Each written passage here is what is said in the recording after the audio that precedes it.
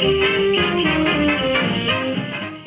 name is Craig Johnson, and I'm the director of Christmas in the Airwaves at Lyric Arts Theater. Christmas in the Airwaves tells the story of a group of people who work at a small radio station, or at a radio station in a small town set somewhere in Minnesota. So possibly it's Anoka, possibly it's, another place maybe a little further afield. We don't really know. And they have an opportunity, a really exciting opportunity. Their national affiliate has given them the green light to go ahead and do a 1-hour live broadcast of Christmas music, of sketches, all their best material and their best stuff that will be broadcast throughout all of their radio stations in Minnesota.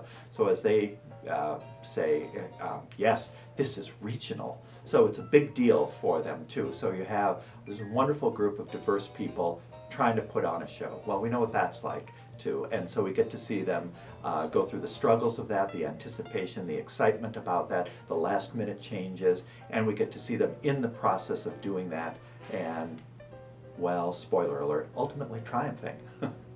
Christmas in the Airwaves was commissioned by Lyric Arts and started with some other folks, actually. Daniel Ellis was the first director on board, but got another offer, and so then he needed to move away, and the project then transitioned over to me. And one of the things that he had been instrumental is hooking Lyric Arts up with John Patrick Bray, who's located in Georgia, but is a playwright and was really interested in working first with Daniel and then with me on putting this show together. So you have sort of everything about theater is collaborative, and this is a great example of that too, where you have different people sort of bringing different colors, ideas, thoughts, feelings, emotions, ideas into a work, and then you add everyone else, all of the designers and then all of the actors and then all of the musicians together to weave together this particular piece. And even more so, I think, than a lot of other shows that I've worked on, what was really interesting is it's really a play with music. So first of all, you're really encountering just the hopes and dreams and the lives and the struggles of the people who work at the radio station. Then you see another level of reality when they go into their broadcast and they're doing all of these different sketches. And those are actually sort of pastiche homages to old-time 1940s kind of radio, sort of detective stories and comedy stories and commercials and different melodramas and all kinds of things right there. And then we added a number of songs into the mix. So it's broken up with a lot of Christmas music, all from the period. Some you might recognize, but are given a really sort of 1940s kind of swing feel to them, which makes them suddenly seem new and fresh, and we think about them in different ways. And we also, and this was actually one of the most fun parts for me, was to be able to sort of research, what other songs can we find, because maybe we couldn't get the rights to some, or we needed something that was going to speak to this particular sketch or that character or that particular relationship and comment on that. So it was great being able to go into YouTube and iTunes, and just to do a lot of online sort of research of music of that time period too. And I kind of thought, in addition to sort of some of the standard things, what are some of the chestnuts that would have been sort of like a really fun novelty song of that time period, but maybe we don't sing very much anymore? Could we bring that back? Could we make that fresh for people once again? So like I think a hilarious song like Does Santa Claus Sleep with His Whiskers Over or Under the Sheet? What a ridiculous idea, but it was a really funny novelty song of the time period.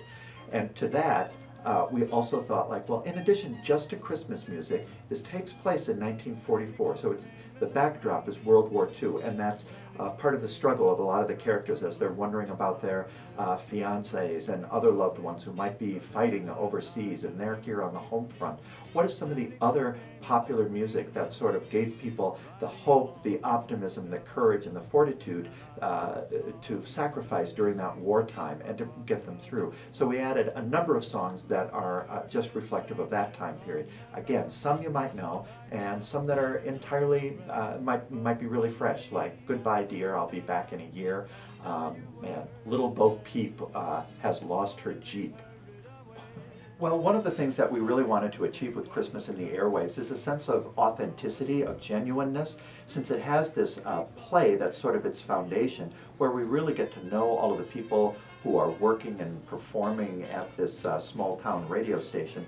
We really wanted it to feel like you were back in that time period. So rather than giving it just sort of a glossy, romantic, nostalgic, holiday show kind of feel, that it would have a little bit more of the realism, a little bit more of the grit as you sort of find out exactly, what do these characters want? What are they striving for? What are the things the secrets that they're holding back? What do they reveal? And how do they overcome the obstacles that maybe they might even be creating for themselves? So that sense of genuineness or authenticity, I think, really heightens our awareness when we move into the broadcast and you hear them experience them performing different sketches and flipping into different characters, and when they put on sort of their performer's mask and are trying to sell a really bright comedy number or a really heartfelt holiday song.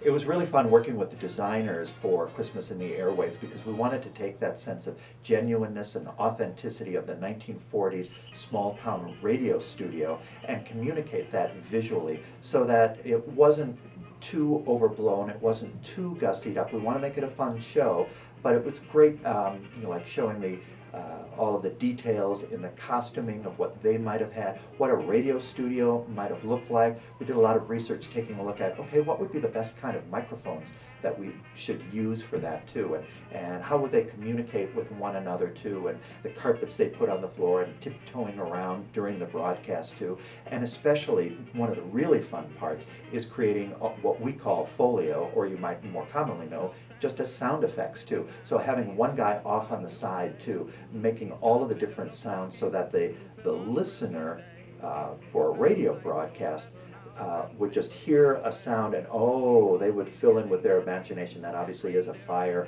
or that's some kind of magical sort of ray gun or something like that, when actually it just might be a crinkling piece of wax paper. And so the audience in the theater gets to both have the sort of imaginative experience that a radio audience might have, but they can also see the guy off on the side doing that. And so there's that double level of fun, in addition to being able to watching the actors perform these different characters, but having already met them as their sort of real characters already, and you know a little bit about their backstory too. So giving that sort of really fun, sort of layered aspect to it, I think is going to be one of the real pleasures of the show. With their horns, little toy drums, swinging right out like rummy-dum-dums, 'cause Santa Claus is coming to town. Curly-head gals are cuddling cool, winking their eyes, they're flirting with you, 'cause Santa Claus